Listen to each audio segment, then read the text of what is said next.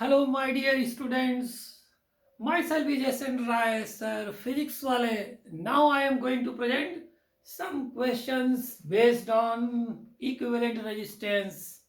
How to find out the equivalent resistance in case of series and parallel grouping and mixture of series and parallel and condition of balance with stone base. Okay, first example ये है अपना। इसमें हमें बताना है equivalent resistance कैसे find out करेंगे, और ये कॉम्बिनेशन दे रहे हैं और सिंपल सा है बिल्कुल। एक ये रेजिस्टेंस है, एक ये रेजिस्टेंस, और एक ये कनेक्शन दिख रहा है आपको। ये रेजिस्टेंस है और एक रेजिस्टेंस ये, और ये रहा कनेक्शन। इस तरीके से चल रहा है और ये कनेक्शन ये रहा। देखिए सारा रेजिस्टेंस की वैल्यू आर है, और इसके प्रीवियस वाले में हमने पढ़ा था लेक्चर में series and parallel grouping of resistances का फॉर्मूला। सीरीज में इक्विवेलेंट रेजिस्टेंस का फॉर्मूला क्या होता है? R1 plus R2 plus R3 and so on. Parallel में क्या होता है? 1 upon R equivalent is equal to 1 by R1 plus 1 by R2 plus 1 by R3 and so on. ठीक है, अब हमें यह फाइंड आउट करना है equivalent resistance between this two points A and B। ठीक, अब देखिए हमने ये बताया था उसमें कि जैसे एक प्लेन वायर जहां तक जाता है एक ही पॉइंट हुआ, जैसे ये पॉइंट है पूरा ए पे, ये भी है, ये भी ए है, ये भी ए है, ये भी ए है, और ये भी ए है, ये भी ए है, बट रेजिस्टेंस क्रॉस करके पॉइंट बी है, और ये बी ए नहीं हो सकता इस समय। अब देखिए यहाँ पे सपोज कर लीजिए अपने तरफ से कोई पॉइंट पी, हमें निकालना है equivalent resistance A and B के बीच में, और फटाफट निकालते हैं कैसे। देखिए जितना मैक्सिमम हो सकता है विजुलाइज कर ले कि किसके बीच में कौन कनेक्टेड है, थोड़ा सा आइडेंटिफाई करना कोशिश करें। देखिए ये रेजिस्टेंस ए और पी के बीच में है, दिख रहा होगा, और इस रेजिस्टेंस को देखो आप, इस रेजिस्टेंस को देखो, इसको, ये ए एंड पी के बीच में है, ये किसके बीच में? एक एंड ए पे, दूसरा पी पे, ए एंड पी। इसका एक एंड ए पे, दूसरा पी पे, ए एंड पी। ये ए पे और ये पी पे, ये भी ए एंड पी पे, बट ये ए और बी पे है और ये पी एंड बी पे डिफरेंट है। देखिए हमको क्या मिला, ये 1 2 3 4 रेजिस्टेंसेस, ध्यान से देखिए जो हमने ये घेरा लगाया है, ये किसके बीच में? ए और पी के बीच में। आप इसको सिंप्लीफाई कर सकते हो, इसको सिंप्लीफाई करके हमने क्या कर दिया, ए एंड पी के पॉइंट्स बनाया, इन चारों को थोड़ा सिस्टमेटिक डिजाइन कर दिया, और कुछ नहीं किया। ठीक है, और आप चाहो तो डायरेक्टली कर सकते हो, ए और पी में चारों रेजिस्टेंस किस में है? पैरेलल में, R/4 हो जाएगा। ठीक है, ए एंड पी के बीच में। अब देखिए ये जो रेजिस्टेंस है, ये रेजिस्टेंस पी एंड बी के बीच में है,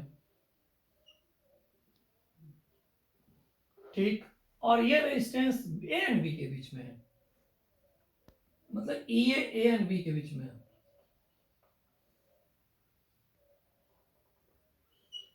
अब ये देखिए ध्यान से, तो ये जो यहाँ पे 4 रेजिस्टेंस जो था ये वाला, ये ए एंड पी के बीच में पैरेलल है। अब थोड़ा सा और इसको रिकन्फिगर करते हैं ए एंड पी को।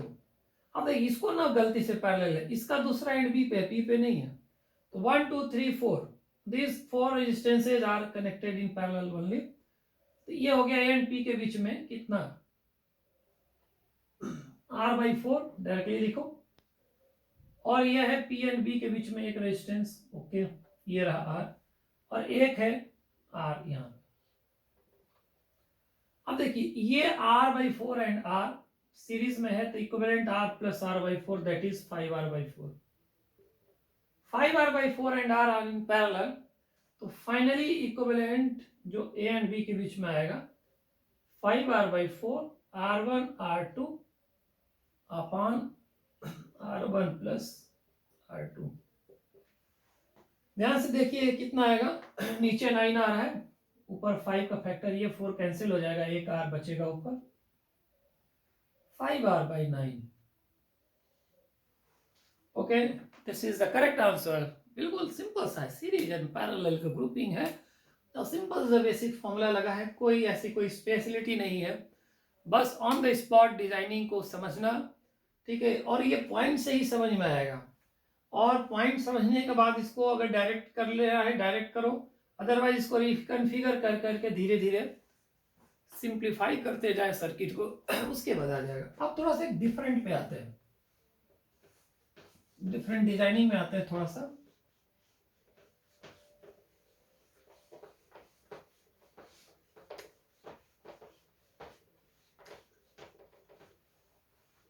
अब क्या है कि एक फिगर बना रहे हैं हम, और उसमें कुछ दिखाया जा रहा है, दो पॉइंट्स के बीच में रेजिस्टेंस सबका आर होगा, वायर का कनेक्शन में कुछ दिखा रहे हैं इसमें अभी। अब देखिए, इसमें एक हमने पेंटागन ऐसे बनाया है, ध्यान से देखना है, और ये मान के चलो कि सबका रेजिस्टेंस ये फिगर बना ले पहले।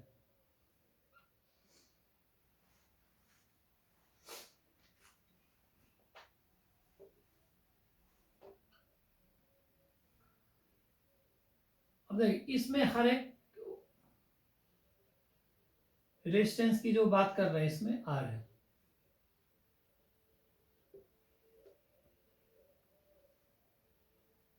ये हर दो डॉट्स के बीच में रेजिस्टेंस आर है, कैपिटल आर स्मॉल आर, जो भी आप सिंबल यूज करो कोई दिक्कत नहीं बात। यहां पे फिर से एक एक ऐसे बना रहे हैं। अभी थोड़ी सी डिफरेंट डिजाइन की है, थोड़ी प्रैक्टिस वाली बात है, और प्रैक्टिस करना है थोड़ा सा, देखने में फिगर लगता है कि इफेक्टिव लगेगा, और एग्जाम में आने पे थोड़ा सा अच्छा सा लुक देगा। इसमें भी हर दो डॉट के बीच में आर रेजिस्टेंस है, वही जो यहाँ पे लिखा गया है, मतलब यहाँ पे भी आर रेजिस्टेंस है, इसमें भी आर है, ये भी आर है, और ये भी आर है, ये भी आर, और ये भी आर है, ये भी आर, और ये रहा आर।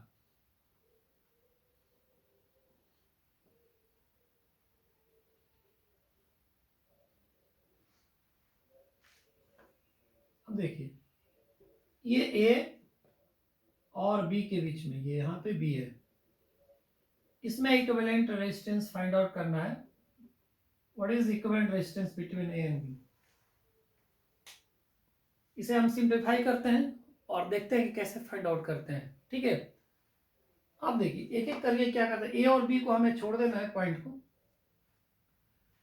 अब देखिए, इमेजिन करिए ये कि ए और बी के बीच में बैटरी लगा दें, ठीक है, यहां से करंट सेंड करे, इससे करंट निकले, बाकी इस कन्फिगरेशन में अगर सीरीज पैरेलल दिख रहा हो तो डायरेक्टली कर ले, फिगर मिटा लेना, मिटाते जाएंगे। देखो, ये जो किनारे वाले आर आर है ये सीरीज में है, इनको देखो हटाते जा रहे हैं, ये आ गया इसमें 2r, ठीक। सिमिलरली ये भी जो स्टार का ये वाला जो आर्म दिख रहा था, ये भी आ गया 2r, सब किनारे वाले देखो, ये भी आ गया 2r, ये भी आ गया 2r, राइट। ऐसा कोई सिंपल चीज लगा, कोई कठिन नहीं लगा, थोड़ा सा सिंप्लीफाई करते जा रहे। बी को ए को बचाए रहना, क्योंकि इन्हीं के बीच में इक्विवेलेंट निकालना है। अब ध्यान से देखो, ये 2r और r जो है, अब देखो ये ना करना कि r और r को 2r करो, ये सीरीज में नहीं है, बीच में पॉइंट एक कनेक्शन है वहां पे, ये r एंड 2r, ये भी पैरेलल में, r2r ये भी पैरेलल में है, ये r2r पैरेलल में, r2r का कोई एक पैरेलल निकाल लो equivalent, r1 r2 upon r1 plus r2, मतलब 2r/3 है। थोड़ा सा फिगर को और सिंप्लीफाई करें, इनको हम हटा रहे हैं, ठीक है, फिगर वे से अब हटा रहे हैं, 2r/3 बनाएंगे वैसे, तो हम क्या कर रहे हैं, इसको हटाते जा रहे हैं, ठीक है, और एक एक करके हटाते जा रहे हैं और 2r/3 लिखेंगे लास्ट में इन सब में। ये आपको फिगर जैसे आप बना सकते हो तो आप बना लेना, टाइम है। और हम मिटाते जा रहे हैं इसमें, क्योंकि हमें फिगर बार बार बनाना पड़ेगा। अब देखो क्या क्या आया था इसमें, ये आया था, ये जो रह गया है ये 2r/3 है, ये जो किनारे पर रह गया ये भी 2r/3 है, ये जो रह गया ये भी 2r/3 है, और ये जो रह गया यहाँ पे ये भी 2r/3। अब फिर से एक नजर डालो, ठीक है, फिर से एक नजर डालो और फिर से ए और बी को हटाते, देखो ये जो चीज है सीरीज में है, ये जो सीरीज में आएगा इसका इक्विवेलेंट जो आएगा, इसका यूज हो चुका है, हटा दिया, इसका इक्विवेलेंट आएगा 2r/3 plus 2r/3 that is 4r/3। अब देखो इधर से ये दोनों सीरीज में है, इनका इक्विवेलेंट भी आएगा वही 4r/3। अब फाइनल कॉन्फ़िगरेशन का फिगर हम बना रहे हैं फाइनली, ठीक है। एक से एक ये चला रेजिस्टेंस, एक आर रेजिस्टेंस इधर चला, ठीक है। यहां पर आया, यहां पे जो पॉइंट आया, आप कुछ भी मान लो ये पी है ये क्यू है, ये पी पे समझने के लिए, ताकि याद रहे कि कौन सा पॉइंट कहां पे है। पी और क्यू के बीच में एक रेजिस्टेंस आर दिख रहा है आपको, ठीक है। अब देखिए ये 4r/3 हो गया है, ये 4r/3 आ गया, इधर से ये 4r/3 आ गया। अब देखिए ये कॉन्फ़िगरेशन आ गया, डिजाइन आया, जिसको हम अभी नाम बोल रहे थे condition of balance Wheatstone bridge. A और बी के बीच में निकालना है और इसमें 5 रेजिस्टेंसेस का कॉम्बिनेशन होता है। तो इसमें कंडीशन ये है, condition of balance Wheatstone bridge, कि अगर आपके पास ऐसा कॉन्फ़िगरेशन है, हालांकि डायरेक्ट नहीं बनता है कॉन्फ़िगरेशन, और सिंपल सा ही है, R1 R2 रेजिस्टेंस है और R3 R4 रेजिस्टेंस है, ठीक है। मान लीजिए कि ए और बी ये है, इसमें कंडीशन बैलेंस व्हीटस्टोन ब्रिज इसे बोलते हैं। और अगर R1 R2 का रेशियो R3 R4 का रेशियो अगर इक्वल हो गया, तो ये जो पांचवा रेजिस्टेंस है ना, इसको हटा सकते हो, क्योंकि इस पॉइंट का पोटेंशियल सेम हो जाता है, इसका रहना ना रहना, there is no current in R5 resistance, तो this is called condition of balance Wheatstone bridge. R5 can be removed, तो ये एज ए टूल यूज करते हैं हम लोग बैलेंस व्हीटस्टोन कंडीशन। अब देखिए इसमें सीरीज पैरेलल बनेगा ही नहीं, R5 अगर नहीं हटेगा, ऐसा देखने से ये नहीं सीरीज पैरेलल कहीं पे भी कोई है, लेकिन अगर हम सी और डी के बीच में देखेंगे तो ये दोनों सीरीज में हो जाएंगे, ए और बी के बीच में अभी नहीं है। तो अब देखिए यहाँ पे क्या है कि आप पहले देख लो सीरीज पैरेलल है क्या, कोई भी दो नहीं है। तो अब इसमें देखिए इसका रेशियो 1:2 है, इसका रेशियो 1:2 सॉरी 1:1 है, और ये भी 1:1 है। 1:2, अगर ये 1:2 होता भी, अगर ये भी 1:2 होता तो भी बैलेंस कंडीशन बोलते हैं इसको। फिलहाल ये कंडीशन बैलेंस है, इसको हम हटा सकते हैं। जब इसको हटा देंगे, अब जैसे ये हटेगा तो इसमें आप देखिए क्या होगा, यहाँ पे ये अब दोनों सीरीज में आ जाएंगे, और यहां से इस साइड से ये दोनों सीरीज में आ जाएंगे, और इनका इक्विवेलेंट क्या होगा भाई, R + 4r/3 that is 7r/3। उधर से उधर 7r/3 हो जाएगा, R + 4r/3। अब फाइनली इक्विवेलेंट निकालेंगे अगर ए एंड बी के बीच में, तो 7r/3 R1 R2 अपान R1 + R2। हालांकि जरूरत नहीं था, क्योंकि इक्विवेलेंट रेजिस्टेंस, दो रेजिस्टेंस है पैरेलल में इक्वल वैल्यू के, तो आप डायरेक्टली कह सकते थे कि any1 divided by 7r/3 divided by 2, तो ये 7r/6 आंसर आ जाएगा इसका, ठीक है। तो जरूरी नहीं हर जगह फॉर्मूला लगाए। आप इस कंडीशन को बैलेंस व्हीटस्टोन ब्रिज बोलते हैं। तो ये है बैलेंस व्हीटस्टोन ब्रिज की कंडीशन, बैलेंस्ड व्हीटस्टोन ब्रिज बोलते हैं इसको। मतलब ए एंड बी के बीच में हमने बात किया, ए एंड बी के बीच में अगर बैटरी ऐसे लगा दें, ठीक है, तो आप देखोगे कि कोई भी सीरीज पहले डायरेक्टली नहीं दिखेगा जब तक R5 हटेगा नहीं। तो ये लेफ्ट राइट ऊपर में, लेफ्ट राइट नीचे में, या अप डाउन रेशियो सेम एक ही बात है। 1:2 ratio 3:4 R1/R3 is equal to R2/4 एक ही चीज है, ठीक है। इसको जस्ट एक टूल की तरह यूज करते हैं to find out the equivalent resistance. तो सबसे पहले सीरीज पैरेलल का देखते हैं, उसके बाद अगर ज्यादा रेजिस्टेंसेस दिख रहे हैं तो कंडीशन व्हीटस्टोन बैलेंस कंडीशन आ सकता है, ठीक है।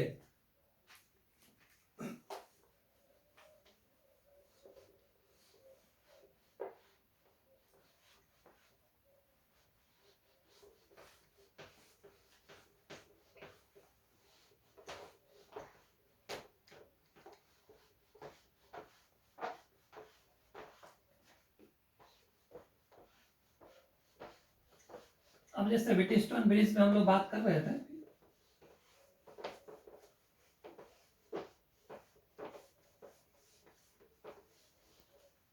अब देखिए ये पीएमटी का एक क्वेश्चन है छोटा सा, पीएमटी का आया हुआ है।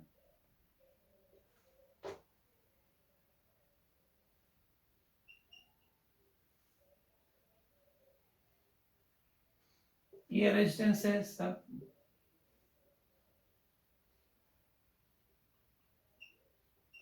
देखिए ए और बी पॉइंट, इसमें यह है कि find out the equivalent resistance across A and B, सारे रेजिस्टेंसेज आ रहे हैं। अब देखिए पानी नजर में लग नहीं रहा है कि क्या है। अब क्या करिए, इस ए को पकड़िए, ठीक है, इसको यहां बाहर बना दीजिए।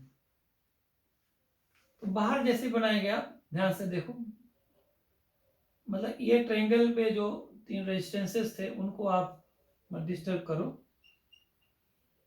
ये बीच वाले को इसको पकड़ा हुआ बाहर कर दिया, मतलब बाहर कर दिया, कनेक्शन आप प्रॉपर्ली बनाओ। ए और इसके बीच में कनेक्शन है, और ए और इसके बीच में कनेक्शन है लोअर वाले में। अब देखो ए और ये जो है इसको बाहर ऐसे कर दिया, ध्यान से देखो 5 रेजिस्टेंसेस का कॉम्बिनेशन है, यहाँ पे 1:1 है। मे भी ऐसा होता है कि ये 2R होता है, ये भी 2R होता है, तो 1:2 होता है, तो भी बैलेंस कंडीशन है। तो ये जो रेजिस्टेंस देख रहे हो आप, मतलब इसमें ये वाला है, ये सर्किल किया, ये हटा दो आप, बैलेंस कंडीशन है व्हीटस्टोन का। ये जैसे ही हटेगा तो ये R सीरीज में 2R हो जाएगा, इधर से R और R ये सीरीज में हो जाएगा, ये 2R हो जाएगा। 2R और 2R का पैरेलल जो रेजिस्टेंस है ऑब्वियसली क्या हो जाएगा, 2R का हाफ मींस R अगेन। अब इसी में क्या है कि जैसे बैटरी बना देते हैं तो आपसे करंट और वोल्टेज पूछ सकते थे। जैसे मान लो कि यहाँ पे बैटरी लगा दिया, सपोज करो इसी क्वेश्चन बदलते हैं, और यहाँ पे एक बैटरी लगा दिया, और आपको कहेगा कि इसमें करंट बताओ, इस वाले में, ये जो हमने घेरा लगाया है, मान लो ये नंबर 1 है, इसमें बताओ। तो देखो इसी को, यही है, इसी को हटाया था, इसमें कोई करंट नहीं जाएगी इसको हटाए हो, ठीक है, क्योंकि ये पॉइंट सेम पोटेंशियल पे होता है जिसमें कोई करंट नहीं आती है, इसमें नो करंट आएगी, बाकी में करंट वोल्टेज आएगा। और आप निकाल सकते हो, और बी के बीच में बैटरी लगा दो आप ऐसे, तो बहुत ही सिंपल है। ये B/2 इस पर चला जाएगा, ये B/2 इक्वल रेजिस्टेंस सीरीज में है, ये भी सीरीज में है, इक्वल रेजिस्टेंस है, आधा आधा बढ़ जाएगा, करंट आप निकाल लो I = V/2 R से। ये बहुत सिंपल है, सीरीज पैरेलल के जो क्वेश्चंस होते हैं और कंडीशन बैलेंस व्हीटस्टोन, इतने से सारे क्वेश्चंस ऑलमोस्ट बन जाते हैं। और मान लीजिए कुछ जैसे क्वेश्चंस बेसिक कॉन्सेप्ट्स पे हैं, जैसे एक पीएमटी का बहुत अच्छा सा क्वेश्चन है,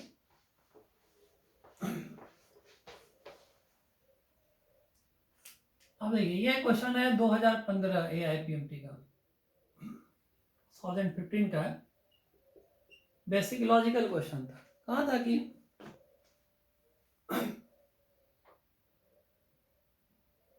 ये एक रेजिस्टेंस दिया हुआ था, सिंबल लगाया हुआ था ए,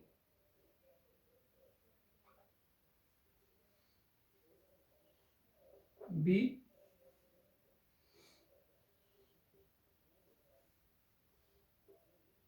ये रेजिस्टेंसेस है, इसकी वैल्यू आर है, इसकी वैल्यू 1.5 आर है, इसकी वैल्यू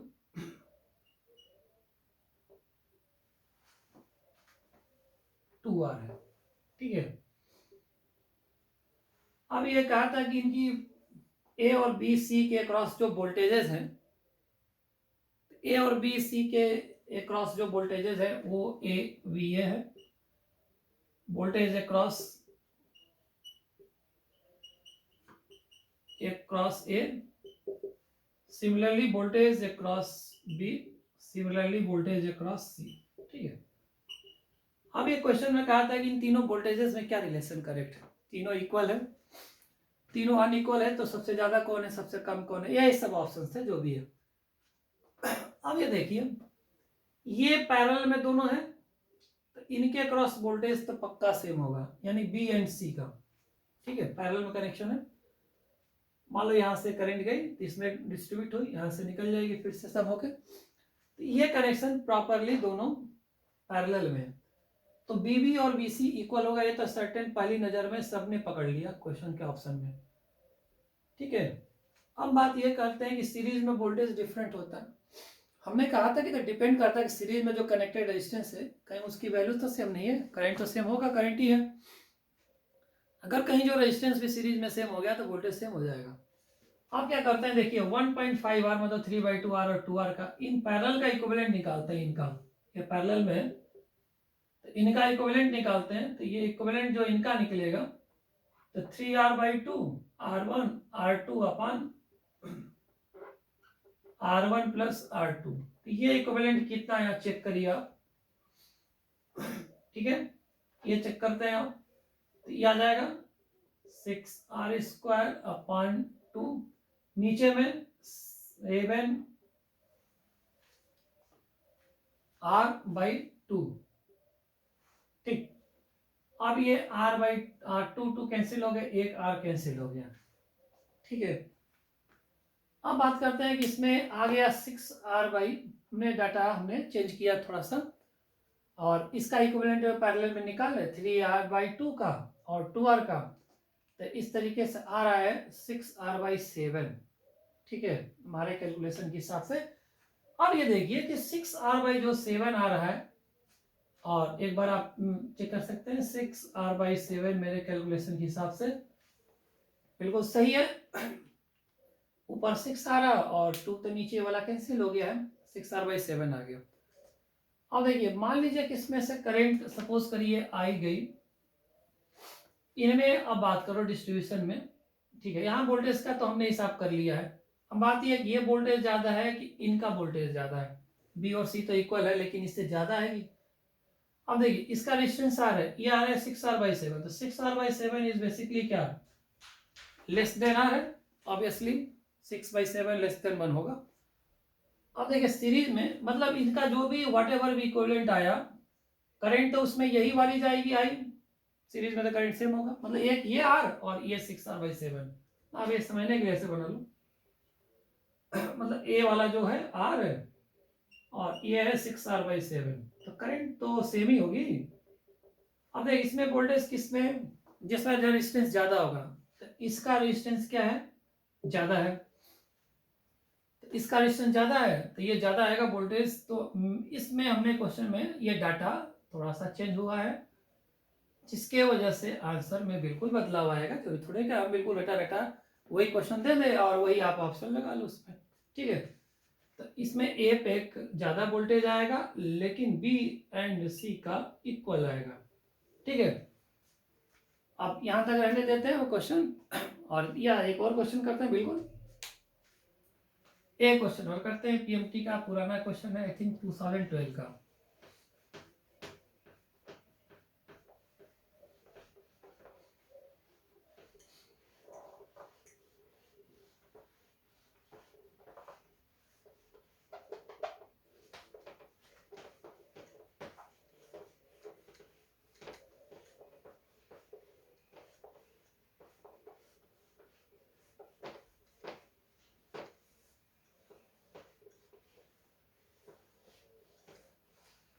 अब इसमें क्वेश्चन ये था कि एक ये बैटरी है 12 वोल्ट की, ठीक है, एक ये रेजिस्टेंस है 500 ओम का, और एक ये 100 ओम का रेजिस्टेंस दिया था।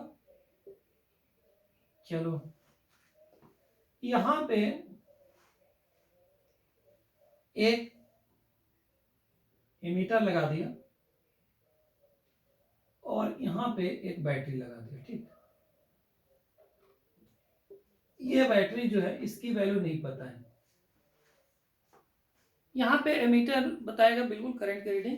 क्वेश्चन में ये कहा था कि इसकी रीडिंग नहीं है, no current in this branch, तो इसमें कोई करंट नहीं है, मतलब रीडिंग 0 बता रहा है।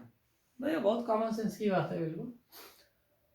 कह रहा कि ये बैटरी कितने वोल्ट की है, आइडियल एमीटर है, ठीक है। अब सीधी सी बात ये देखो, ठीक है, अब इसमें करंट नहीं गई है, तो गई यहां से करंट आई तो गई कहां, ऐसे गई, मतलब ऐसे चली गई, इसमें गई नहीं, तो एक सर्किट सिंगल बना ऐसे। ये आई कितना आएगा, बहुत सिंपल है, टोटल वोल्टेज 12 वोल्ट है, यहाँ पे 12 वोल्ट लिख दिया हमने, ठीक है। 12 डिवाइडेड बाई 500 प्लस 100 600, इतने एम्पियर की करंट है, ठीक है।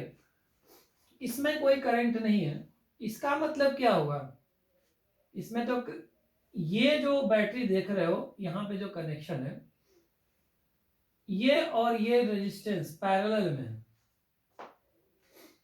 ठीक है।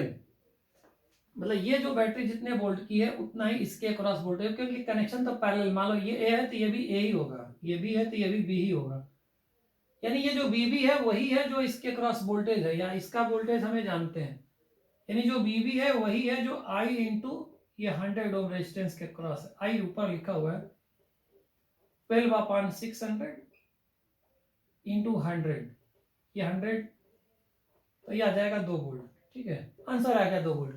जैसे सिंपल है बिल्कुल, एकदम बेसिक चीज था, कुछ इसमें खास नहीं करना था, ठीक है। इतने क्वेश्चन रह देते हैं, फिर नेक्स्ट में आते हैं, एक डिफरेंट चीज लेते हुए हम लोग आगे पढ़ेंगे किरचॉफ्स रूल को, ठीक है।